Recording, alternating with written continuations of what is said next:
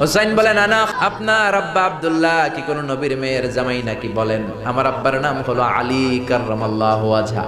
আমার আব্বা হলো শেরে খোদা। দুনিয়ার সব কাফির মুশরিকদের জন্য আল্লাহ আমার আব্বারে বাগ বানিয়ে পাঠিয়েছে।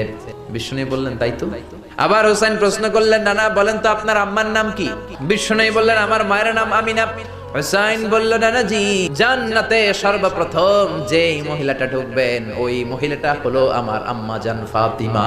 বিশ্বনবী কোনো কথা বলেন না। হুসাইন আবার প্রশ্ন করলেন, নানা বলেন তো আপনার নানার নাম কি? বিশ্বনবী বললেন, আমার নানার নাম হলো ওয়াহাব ইবনে আব্দে মানাফ। হুসাইন বলে, নানা আপনার নানা ওয়াহাব রে কে চিনে? আর আমার নানারে চিনে না এমন কোন মানুষ পৃথিবীতে নাই। এই হলো আমার নানা। এবার বলেন কে দামি?